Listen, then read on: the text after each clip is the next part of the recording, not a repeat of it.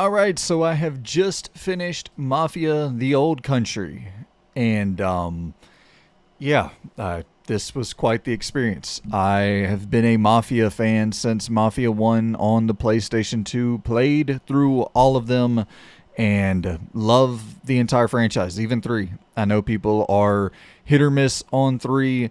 I agree with the opinion that the open world is a little bit bland, and some of just the activities that you're doing in that game are a bit bland. I just love the story in Mafia 3. I love the characters and the performances, and just it's such an unbelievable story in my opinion. And I guess that should be clarified out the gate. That's what I come to these games for. I expect that from these games, and they constantly deliver in that regard, in my opinion. I think they just excellent fucking writing in all of the Mafia games, and the Old Country is no different. It is very much in line with Mafia 1, in my opinion. Like, the bones of that Mafia 1 remake are felt throughout the entirety of Mafia: The Old Country, and that's exactly what I wanted. That is exactly what I wanted from Mafia: The Old Country. I think this thing is a cinematic blockbuster, a narrative experience of the year for sure. I think this would probably be up there, right there with Kingdom Come Deliverance 2 for my favorite story of 2025 that's been told in any video game that I've played. And yeah, this is something else. It's kind of wild playing through this and then thinking back to Saints Row, the reboot in 2022, where I'm like, man, back to basics just works. If you truly get back to the roots, back to the basics of what made the series so beloved and what fans flocked on to the series for, you can really create something magical. And it's just, I don't know, I know that that's not a part of this review, but just thinking to a scenario, an alternate reality where we're looking at the Saints Row reboot and they go back to the gritty kind of crime drama nature, block to block drama, street beef, and all of the things you know and love from Saints Row 1 and 2. It's so wild to think if they could have went back to something with that level of grit and cater directly to that fan base, what could have been with that, because that feels like that's exactly what Mafia: The Old Country did.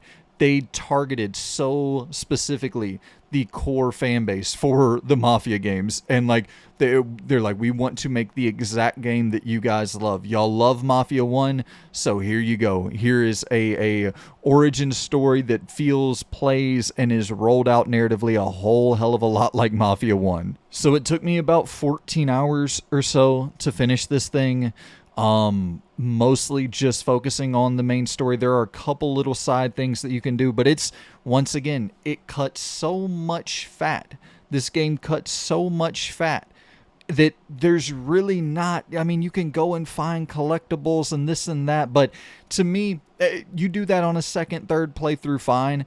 That first playthrough, I want that story to be as concise and told directly to me as possible. I don't want to, go off the beaten path and I'm like, okay, well, now I'm going to try to go and find all these collectibles, and then I'm going to forget some of these main plot points that are so poignant, and so that they want to really hammer home such a strong narrative. I don't really want to get distracted with little bits and bobs here and there, so I just focused mainly on that narrative. And you're talking about a $50 game.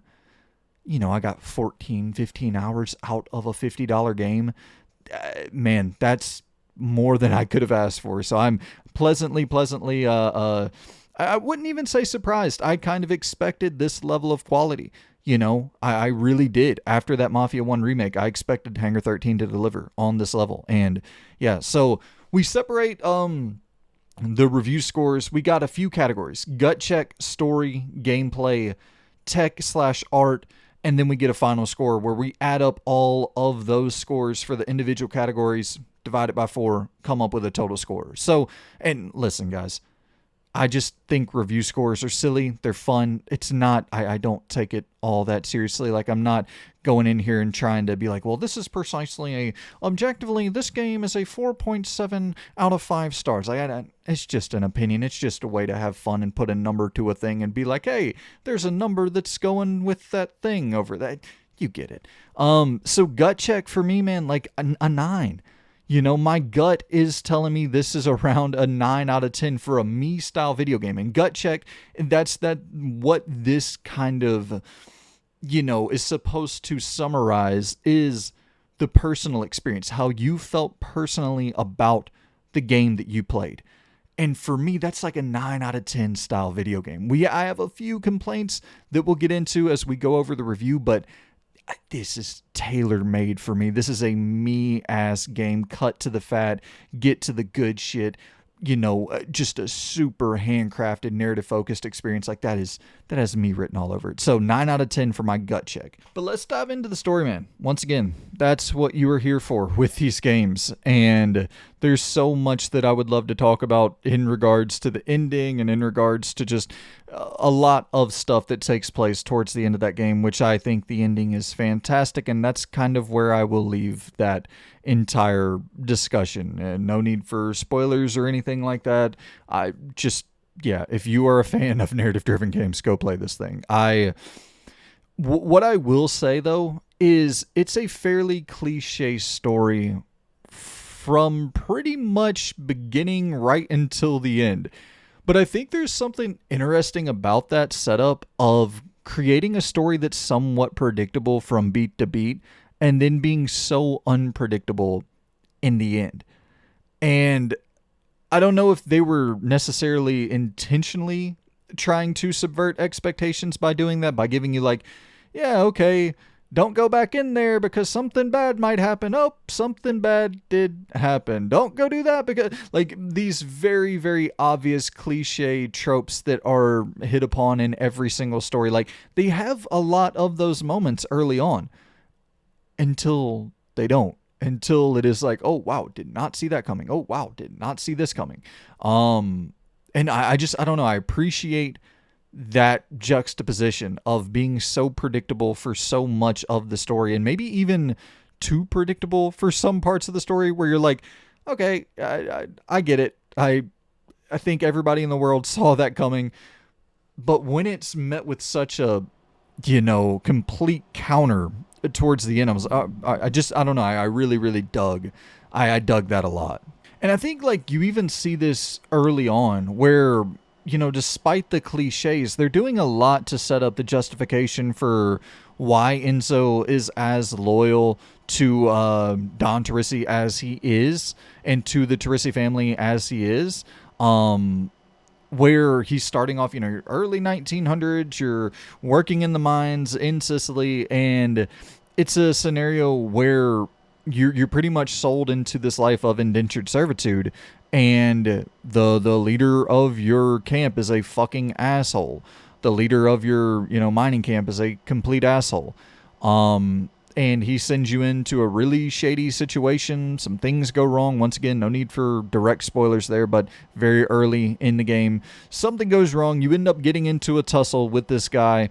And then right in the nick of time, once again, the cliches, right in the nick of time, the Teresi family kind of rolls onto the scene, and it's a situation where he's actually showing up because there's this sort of rivalry forming between the two families because Don Teresi believes that what is it, the Sordana family?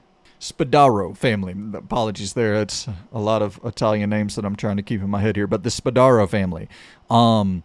The Teresi family believes that the Spadaro family has they're laying claim to this land that is not rightfully theirs. So there's like this budding feud over land rights, to who should be running and operating this mine. But so right in the nick of time, Don Teresi pulls up and kind of saves your life in this fight.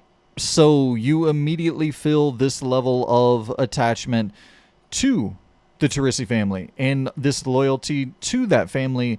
And so that immediately creates the justification that obviously you're going to need later on to do some things that might feel out of character for Enzo. And, his loyalty is so far stretching, so far reaching that he will kind of go outside of his character to essentially, he was saved from a life of slavery, essentially. You know what I mean? and he's given this freedom and a place to sleep and some, degree of financial security, a roof over his head, some food on his plate. Like, he's given all of these things. And so, once again, it just creates that immediate understanding of like, yeah, because I feel like that's a situation we've all been in where, kind of this thing of somebody has done so much for you that you would be willing to do anything to make sure that they're okay. And sometimes that can cloud your judgment a bit because you don't realize the harm that they're doing to you. Your loyalty is so strong that you don't notice that you're harming yourself by consistently trying to help that other person. And it's definitely themes of that in here for sure. But I appreciate that immediate justification establishing that out the gate of, yep, Enzo is about to be as loyal a servant as you can possibly get. And, yeah, it's interesting because loyalty and lust, right? Those are the two very, very conflicting emotions for most people. And Enzo is not immune to the lust that can cloud his loyalty. And once again, this is very, very early on stuff, so it's not a spoiler, but he has the hots for Don Teresi's daughter, right? And we don't have to go into really how the relationship evolves and blossoms, but of course, that's going to be a conflict of interest. You got the hots for the boss's daughter who saved your life, and the boss is a fucking hothead, murderous psychopath. Things could possibly go bad. And so I think that's probably my favorite narrative beat of the entire game, is this kind of cute, whimsical romance story of, like, the forbidden fruit and chasing after the forbidden fruit, although you should not take a bite out of it. And I don't know, those types of stories. Once again, I'm not saying this is something that you've seen it a million times in a million different other, movies. And like, obviously, this isn't some brand new plot point. But it's cute. It's well told. It's well acted. Enzo's voice actor and Isabella's voice actor, I just think they do such a great job of convincing you that they are, kind of falling for each other throughout the course of this game. And it's a cute thing, but with that cute, wholesome energy that is exude, that also comes with a lot of baggage.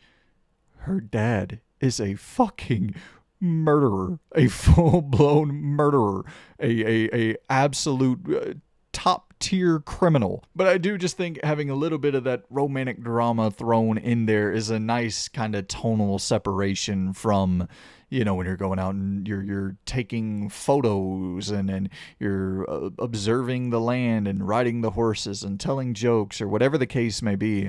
It's just a nice bit of tonal separation from, it's you're killing people and you're a fucking mobster who does mobster shit. Like, it's nice to have that tonal separation, to focus so much on that. Like, that's a very, very big, important plot point of this game, which they've had things like this in the other Mafia games, of course. Like, you think to, both Mafia 1 and Mafia 2, right? But neither game really goes as in-depth as the Old Country does in terms of fleshing out a romantic relationship like this. And I appreciate it. I think it was just done really respectfully. And yeah, I don't know. I think it's one of the more realistic portrayals of a relationship that I've seen in a game. You know what I mean? So kudos to them, because that's something that is hard to execute on in games. Romance is not something that is typically, like, it feels a little bit cheap often in games, and this is just a really respectfully told romance story between the two of them, which, yeah, I appreciate it a lot. And yeah, I just think all of the character writing in general, and then the voice talent, the voice work, I think it was all really, really damn solid. I think of Tino as one of the standouts from this game in terms of somebody who, he didn't really, not to spoil anything. So he early on he doesn't play like a major role in the game, but every time he speaks, you listen. Like he has one of those voices where when he says something, it's like it doesn't matter what the fuck he's saying. He could be talking about tomorrow's breakfast, but it's like it feels like life or death when that motherfucker is speaking about your bacon, egg, and cheese sandwich tomorrow. It is so intimidating and like goosebump inducing when that motherfucker speaks. What are you doing? Looking for Luca. I see you. Sticking around where you don't belong will be the last thing you do. Capisti? And I think Luca delivers a great performance, just great writing for him in general, and somebody that's so once again just rooted and grounded and understands kind of the business side of this criminal empire that you're building, and understanding like, yep, I fucking hate that group just did that, but if we retaliate, we can lead to catastrophic fucking level 5, worst possible scenario, and we don't need to get to that level of beef with this other faction, you know what I mean? And he just always had that grounded sort of perspective on everything going on, and was, he's a very, very loyal, he kind of plays that mentor role to Enzo for a lot of the game. And yeah, I think his character was really well written. And once again, this is something that like I would so love to dive into a little bit more. So if y'all really enjoy this, let me know in the comments, man, and I would love to do a spoiler review. Like if this review does well, I'll happily do a spoiler review for it as well. I just know it hasn't been out all that long, so maybe more people would want to jump into a spoiler-free review. That was kind of my train of thought. But like these characters, I would like to dive into a lot more in depth to discuss some of the later game moments, because like even with Don Teresi, it's like his character is a focal point early on for sure, but it's like his character is really established later in that game. You know what I mean? Like you don't really. He's almost, and it's kind of a cool setup where because like time advances yearly, and you'll see like the screen ticker go from 1905 to '06 to 1906 to '07. And as time's going on and you're becoming more integrated into this family, you are seeing more of these prominent characters. Like early on, you kind of have your ragtag crew, and they're the lower rung guys. But as time goes on and you're aging and you're becoming wiser and more loyal, and that loyalty is being shown to the higher ups, you are then interacting more with the higher ups and going and doing missions with the higher ups, and they're trusting you for, big crucial shit. And so you're actually seeing who they are, opposed to a version of them that is told to you by the lower rung guys, and this idolized version. Like you're in this sort of, I don't know, fortress, we'll call it, this fortress that Don Teresi has built himself. And it's like this huge fucking castle that all these different people stay in, but you still like, you don't, even though you're within walking distance to all these people, they feel so inaccessible, which creates an air of mystery around them. And so as time goes on, and you just start to build this curiosity towards like, who are these people? What are their real motives? Like, how are, what's the actual operation look like on the higher end of things, as you're doing the low rung jobs and you're going around and you're delivering crates and you're going and beating up people who are protesting at a work site, and you're doing a lot of these menial tasks, and you're like, I wonder what the big dogs are doing. And then as time advances, you become one of the big dogs, and it's like, oh, now I'm interacting with the big dogs. Now I get to see how they really move. And yeah, I don't know. It's I love the pacing of this game because it feels so earned. By the time you become a big dog, you really feel like you have worked up to that point. Because once again, we're talking about a 14, 15 hour game. And so, like, for a $50 entry point, you get quite a bit of story here. And this is like Mafia's all story. These games are all story. We'll get to the gameplay here in a second, because I think the gameplay is good. You know what I mean? I genuinely do think the gameplay is good in this game, and maybe the best of any Mafia game ever. Hot take, but there's some cool shit in here that we'll get to. But it's story. Everything is servicing the story. There's not a single moment of this game from a gameplay design standpoint that isn't first and foremost thinking about how does this service the narrative. And so, yeah, it's it's a really, really well-paced game, just chock full of high caliber cinematic storytelling. And I know this is a little bit more tech and art. So yeah, maybe we'll save it when we get to that. But I will say, just early on, you're going to look at this and be like, ooh, as you're down in the mines, it just kind of looks a little bit rough, where the presentation's like lower budget feeling. But then as the game gets kicking and you really get into that mob life, that cinematic presentation, I think it's just a lighting issue. It's like, it's hard to make mines look particularly, just this crazy cinematic presentation, the photorealism. Like, you can't do a whole lot with the lighting and with, I'm sure you could, but early on you're like, ooh, presentationally, it's lacking a little bit. But later in that game, you're like, yeah, you start to see where the money was spent, and I think they spent it in the right areas for the big cinematics later on in the game. But let's talk about gameplay. Yeah, this is. Actually, I forgot. We got to score these bitches individually. So gut check, we got a 9. Story, dude. So it's tough, right? Where story, I think I'm probably sitting somewhere around a 9 as well. I could be pushed into that 10 range. And I think a bummer is that, like, as we're not talking about spoilers right here, I think if I started really unpacking my thoughts on the end, that would push it into that. I think that it's when the credits finally rolled on this thing, I was like, that's one of my favorite stories that's ever been told in a game. And I feel that way about Mafia 1 as well. Those two, they have my favorite stories of the franchise. I love 3, I love 2, but I think Mafia 1 and The Old Country are, in terms of the storytelling, the best in the franchise. I don't really even know which one I would take off the top of my dome right now. And then I think Mafia 1 has like an all-time great narrative. So this is another all-time great narrative, in my opinion. So you know what, man, fuck it. It's a 10. I'm going to give the story a 10.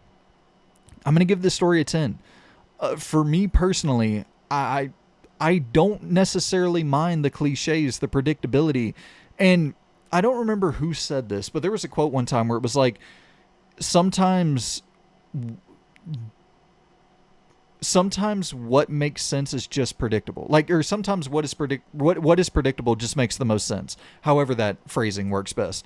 And I think it might have been like Triple H talking about writing for the WWE.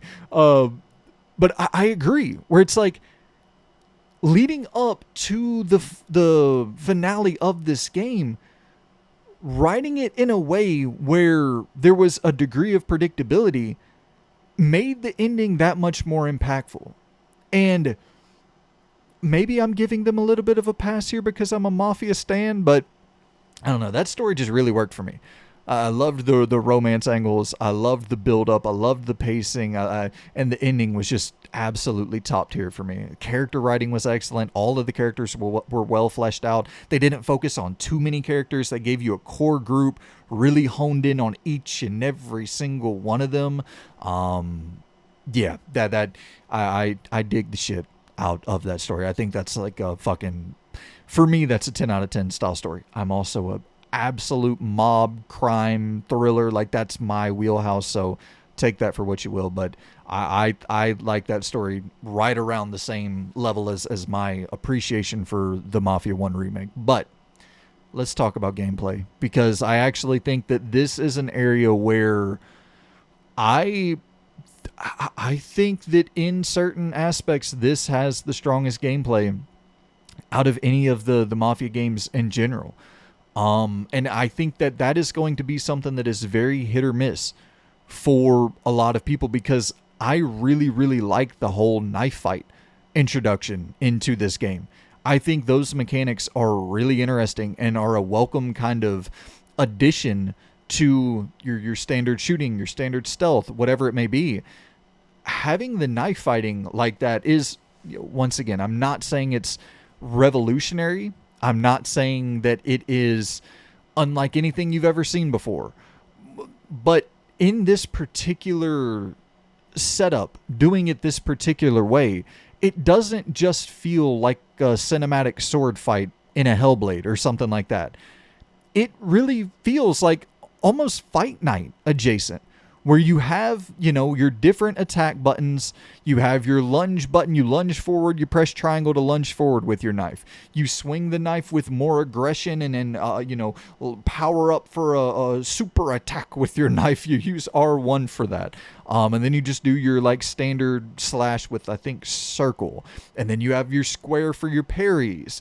And you have your X for your dash. And then it's like, oh shit, if I hit X on this dash at the perfect time, when the enemy is winding up for their attack, and there's that little, that flash that indicates when they're about to do their powerful attacks that you can't block or you can't parry. So you hit that dash button at the right time, and time slows down. You get into sort of that Bayonetta witch time energy of sorts, and then they're left totally vulnerable, and you can go in and do a powerful attack if you want to line up a couple circle quick attacks and then dig in with a lunge. Maybe you got them backed up against a corner, you get a couple quick attacks in and then you lunge in. So it feels like there's a little bit of mechanical variety with some of the some of these knife fight encounters, where, and it's also so intimate, where each of these fights has a degree of like distinction from one to the next, where there's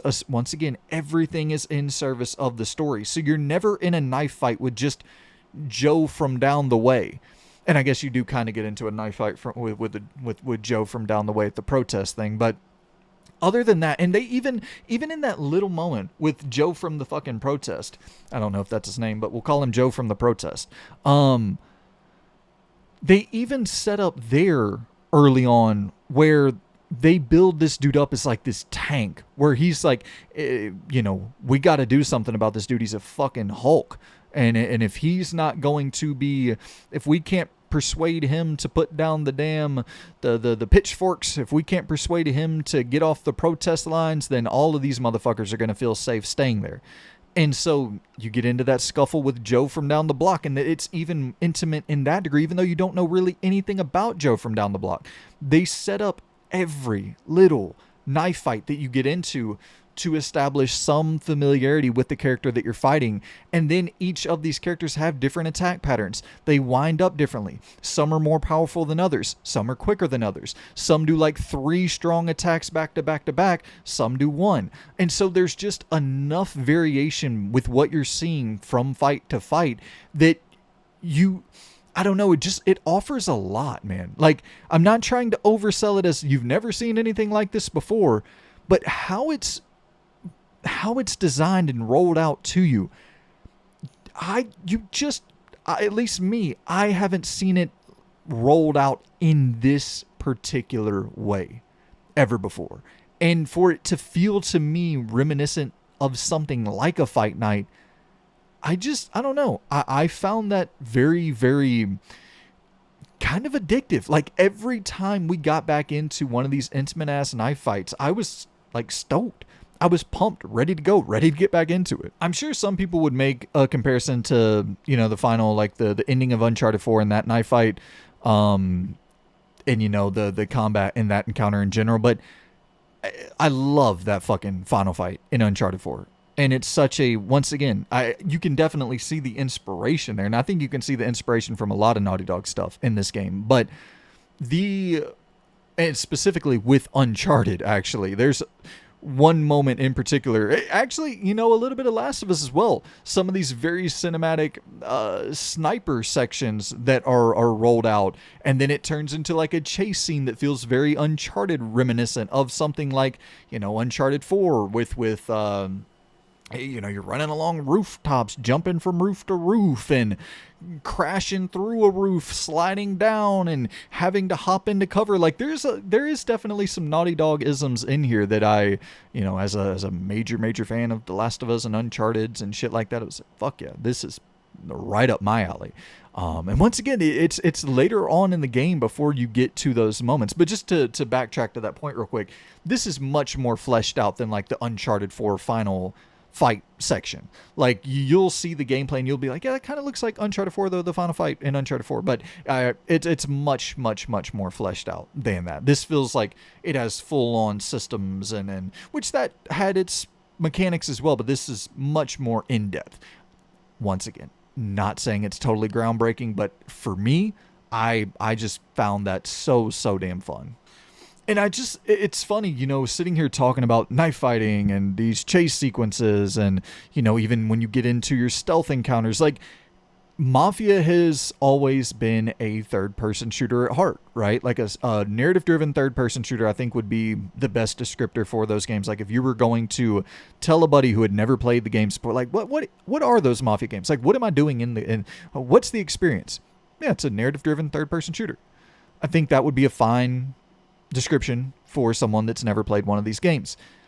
I don't know what my description would be per se for Mafia the Old Country. Like I don't know if I would necessarily say this is a cinematic narrative driven third person shooter. It's definitely cinematic. It's definitely narrative driven. It has third person shooting elements. It has stealth elements. It has knife fight elements. I don't know which of those three, shooting, knife fights, or stealth, were really more frequent than the other. Like I don't know which I would put at the top of that bill. You know what I mean? When describing this, I don't know. Would I say it's a narrative-driven third-person stealth game?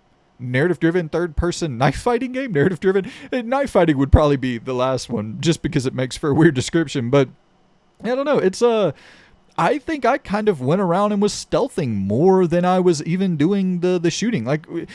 when you're obviously going to have encounters where you have to fucking shoot, and there are some fun ass shootouts, but like the stealth in this game, I had a great time just stealthing around. And you can correct me if I'm wrong, but I just don't really remember stealth being nearly this satisfying in other Mafia games. And once again, I'm not saying this is Metal Gear Solid 5 with incredible, you're not able to go up behind an enemy, choke them out, and then tighten up the pressure and get information and interrogate them before dragging their body back. But you actually are. You are able to go up behind an enemy, choke them out, and then it kind of rolls into this minigame as you're choking them out and you're tapping square, almost reminiscent of like the old WWE submission systems where it's just you're tapping the button as quickly as possible before the enemy's gauge fills up. And when their gauge fills up, that means that they're able to escape. But then you also have you have a knife icon that pops up as you're choking them out. So you're choking them out, right?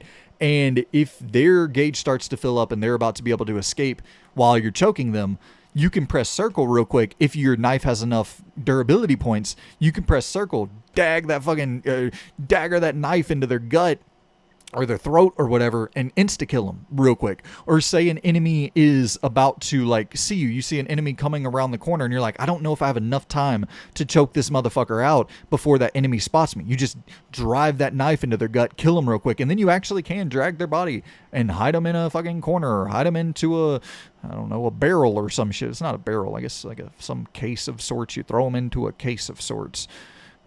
Great description there, Brandon.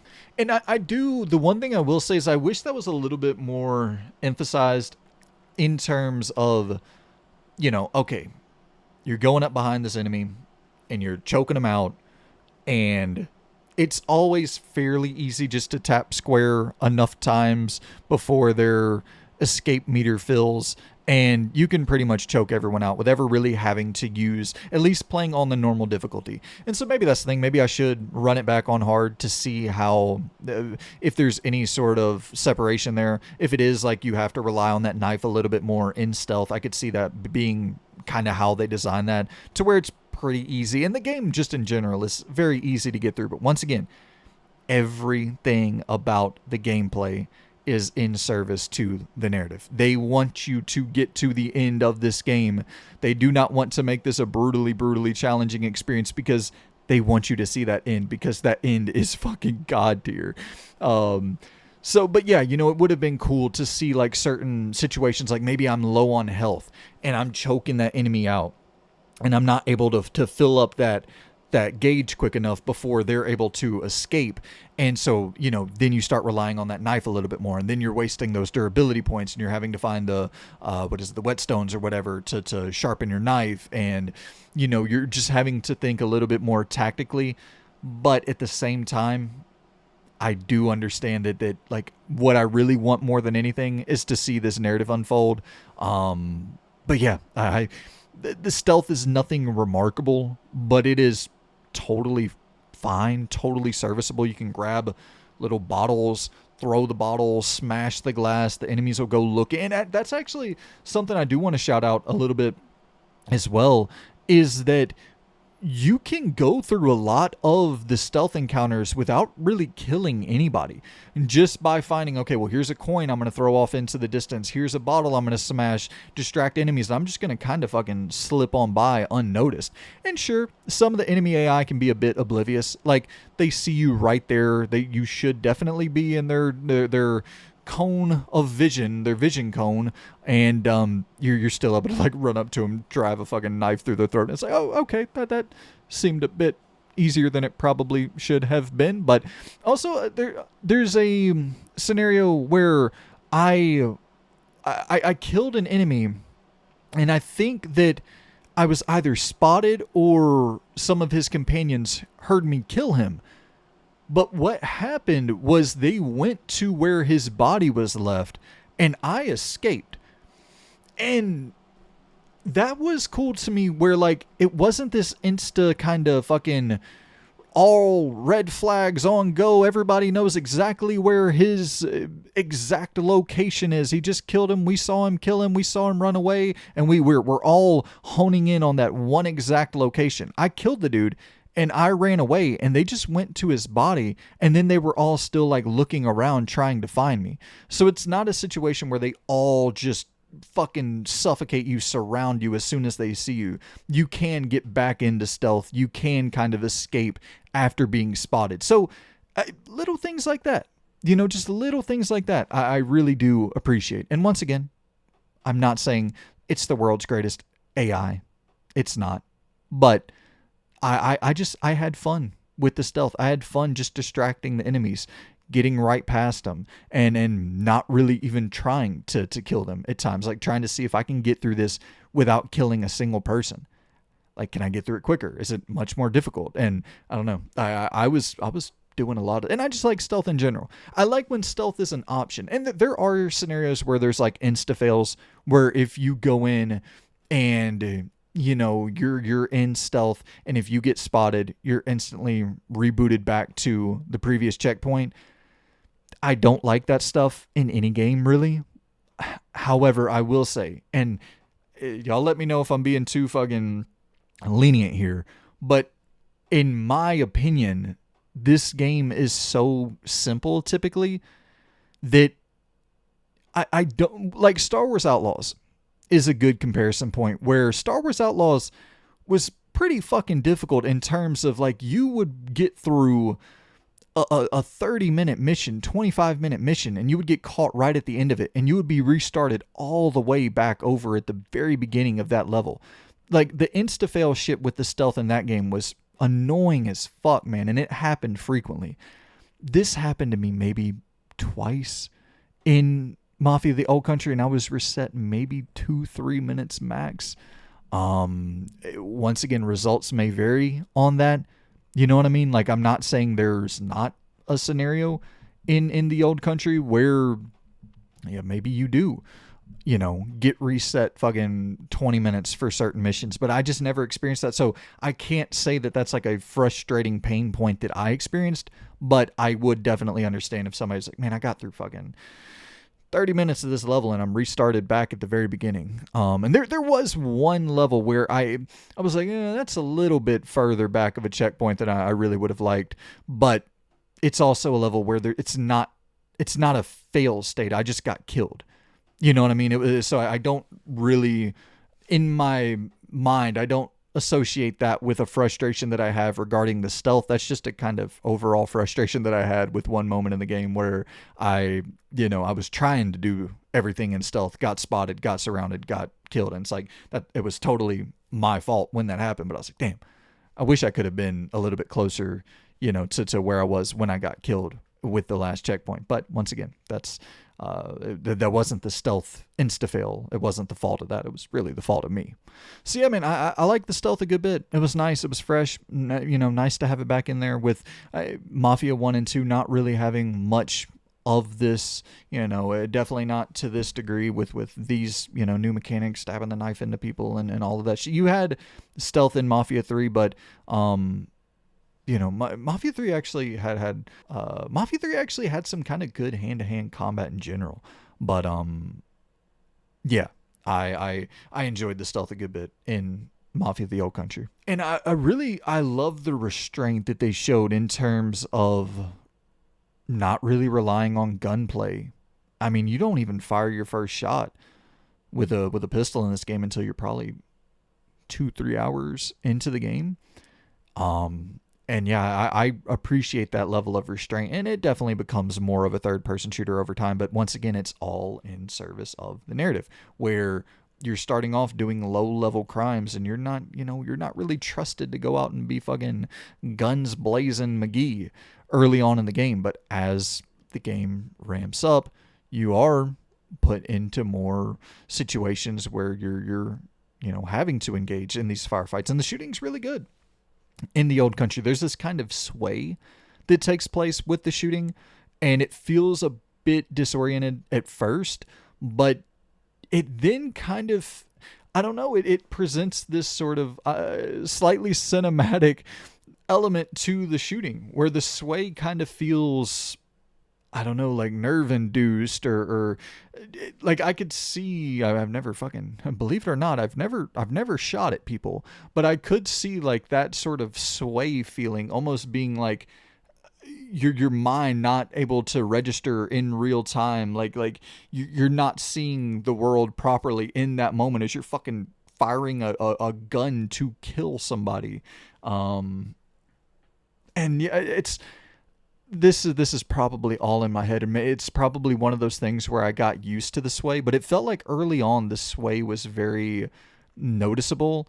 And it could be you're getting better guns. And that's the thing too, where you have these different weapons and you can go and buy these different weapons, different knives, and they all have their different specialties. You got throwing knives, and you got knives that have more durability points, and you have knives that are, that are more powerful, do more damage when you use them. And it's the same thing with all the guns as well. So it probably is more so later on in the game. Like early on in the game, you're probably given a pretty shitty gun and there was more sway on it, not able to really line it up properly. But you come from the mines. You're not like a ex-military. You're not you just come from the mines. And so when you're handed that gun for the first time and you get into a shootout, like, it made sense for it to have some degree of sway. And then later in the game, I don't remember that same sway, that same unevenness, that same inability to really line up my shots properly. And like I said, you are getting better weapons as you go along and more stable weapons as you go along. But yeah, I like that. And it's maybe not on par with like a Last of Us 2, a Metal Gear Solid 5, an Uncharted 4, or, the Tomb Raider games or anything like that. But I mean, it's as fucking competent as you really need a third-person shooter to be. The cover systems feel solid. Moving from one cover spot to the next is good. There's a nice kind of pull on the analog stick when it kind of registers that you were trying to move out of cover without necessarily swapping to a new cover position by holding X. You pull that analog stick and it's just enough weight that you put on it, it instantly kind of registers that you're needing to get out of cover. And I never really had that problem where, in certain games it feels like you're just sticking to cover, or the inverse of you're just trying to move while in cover and it moves you out of cover. And so yeah, it's just a nice little, you push that analog stick, you just move quickly out of cover, but you're still kind of in that protected area while being guarded by whatever you're hiding up against. It's not this sporadic movement. And yet, the headshots feel fucking as solid as any other third-person shooter. I don't really remember like limb dismemberment or anything. I think that you can like blow a motherfucker's head off. But I do remember like shooting people in the legs and not seeing their limbs separate with shotguns and shit. And I was like, that's a little bit of a bummer. But once again, it's not the end of the fucking world. That's not something that I'm like, well, I'm docking 0.75 points for no limb dismemberment. It'd be nice to have it in there, but it's still a very, very competent third-person shooter. Maybe nothing more than that, but it's a very competent third-person shooter. And there's nice, you have grenades that you can go and grab and throw into oncoming traffic, and you have like the lanterns and shit that you can grab, and you throw the lanterns and they smash and engulf enemies in flames. So there's just enough variation in the mix there that it's not just a standard, very simple, very bare bones, very basic cover shooter.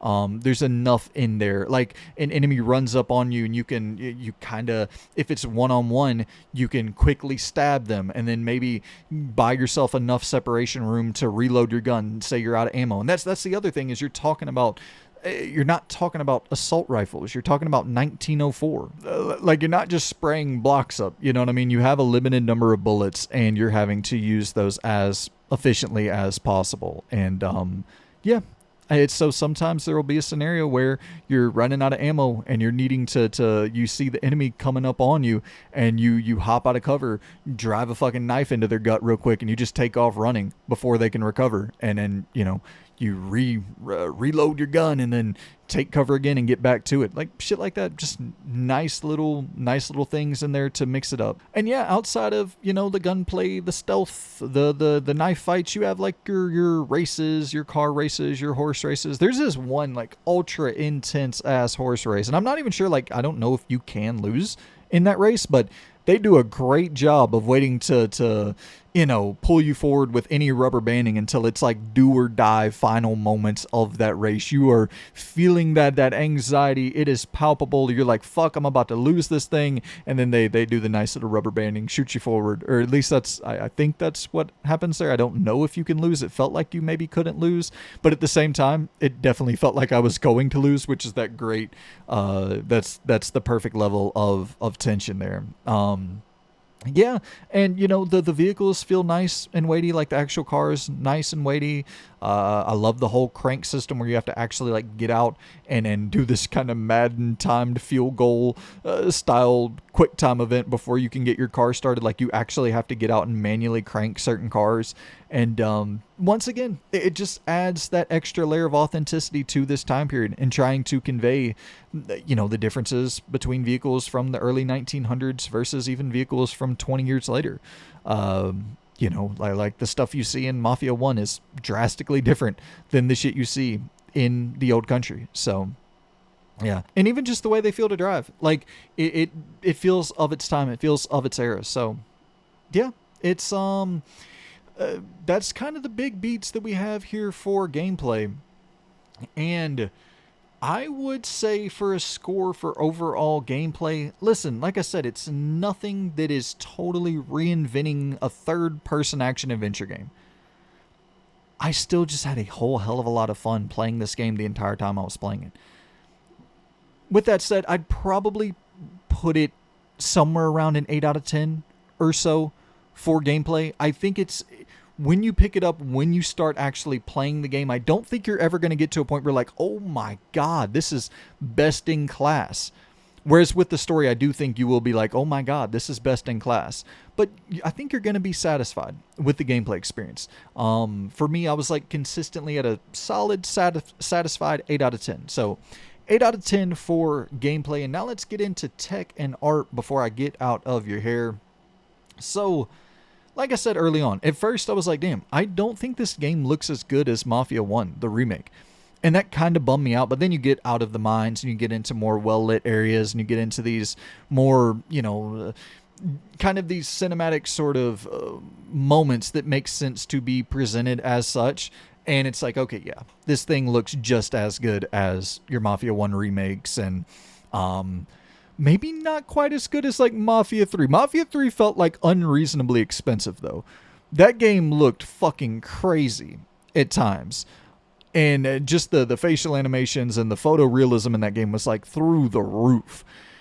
But I think that there's kind of cooler shit going on with the tech in this game, like we talked about with the chase scene.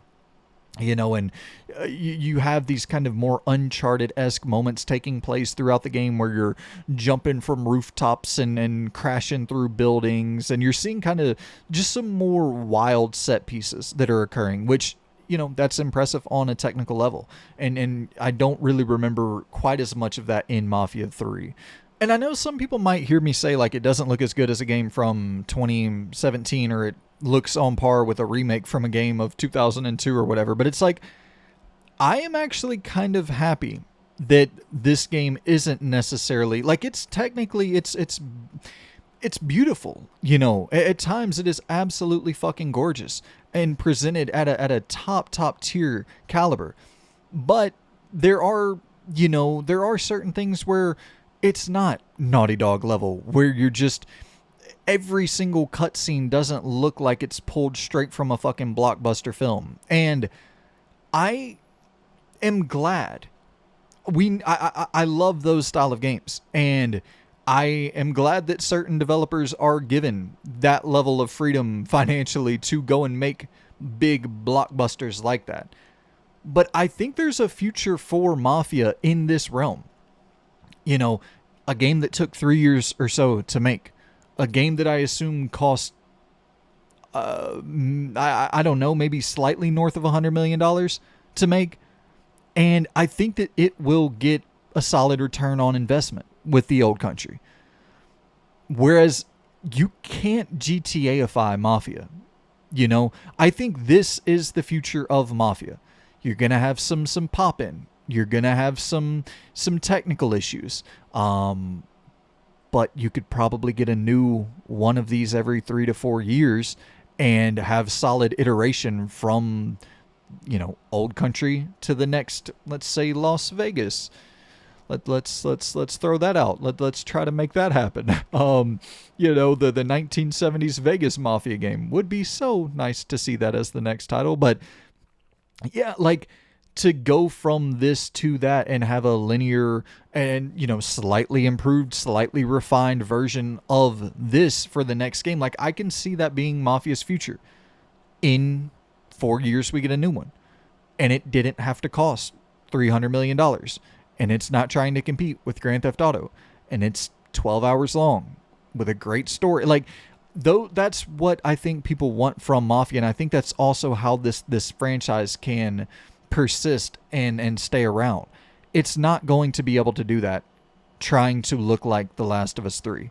It's just not. And I will also praise, like, for sure there is some pop in.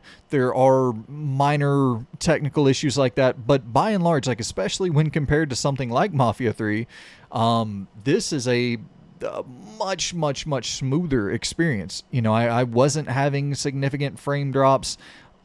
Outside of pop-in, like, I didn't experience any screen tearing. I didn't experience any really bugs at all. Sure, you would have some clipping animations, and then your gun clips through your back and your hair clips through someone's clothes. Like, stuff like that does not bother me whatsoever. And you'll see, you saw online, well, you can't even swim in this game, and you're comparing it to the GTA. It's like, well, in Grand Theft Auto, you could swim in 2004 in San Andreas, and we're in 2025, and you can't swim in Mafia the Old Country. It's like,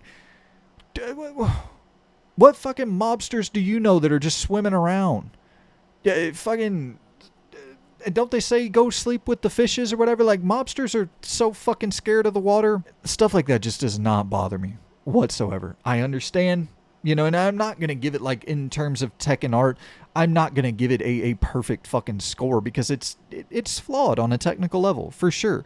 But for an Unreal Engine 5 open world game to be this solid and not see significant performance issues and not see significant, at least on the PS5, playing it just on a base PS5, not seeing, like, frame rate dips and chugging, and, like, it was solid. It was solid. in that regard. And I think that's because the ambition was scoped properly. It was managed properly. And I also think just in terms of art direction, it's a really, really pretty game. You know, it's such a drastic contrast from a dimly lit, dark New York City, 1920 Chicago, back alley, fucking. Like, it's such a drastic difference being set in Sicily, early 1900s, very, very vibrant, bright colors. It's a lot of sunny, set pieces. It's a lot of looking across these hilltops with the mountains and the you're looking off and seeing fucking fields of flowers, and it's a lot of color variation, and it's just a really colorful game in general. And also when they need it to, when they need to kind of rein that in a little bit and set this more drab and atmospheric and darker kind of mood, it's like they can do that pretty quickly. Nice foggy day in Sicily as you're going around town and you're seeing a lot of Catholic sort of imagery in these old kind of rundown buildings with the cross on the top, and it's like, oh shit, is this Resident Evil 4? Like, I'm feeling some strong RE4 vibes right now. And then, on the different, you're chasing down an enemy and you're on these dirt roads, and you're seeing the dirt fly all over the place. It's this super smoky sort of it's hard to get a real clear line of sight for what's in front of you. And it's a fairly simple way to create a great degree of tension, in my opinion. And, yeah, so I like the art direction quite a bit in this thing. Once again, not giving it a perfect score. Facial animations aren't top tier. It's not one of those $300 million things, but I think I'd probably sit this around a 7 out of 10 for overall tech and art. Art kind of carrying quite a bit more than the tech, but the tech's impressive as well. There's some really, really, really awesome set pieces in here that are not typical for Mafia games. So, yeah. I would say 7 out of 10 overall for the tech. So now we got to do some math.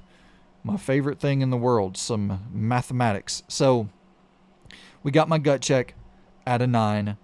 We got the story at a 10. We got the gameplay at an 8. Then we have the tech and art at a 7.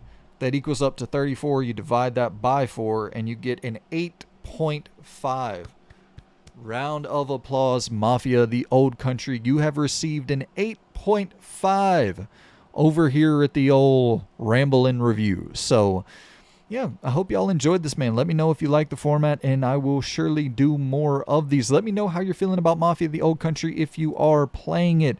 And please, if you want to talk anything spoilers, I'd love to talk spoiler stuff with you all. But make sure on your comment, at the top of your comment, just like capitalize spoilers and, throw some exclamation points in there so that like it'll be clear that for people not to read anything below. Do the spoilers and then kind of drop down a few lines and then write your thoughts on it, because I would love to talk spoilers with y'all in regards to this game. But yeah, hit me in the comments down below with all of your thoughts.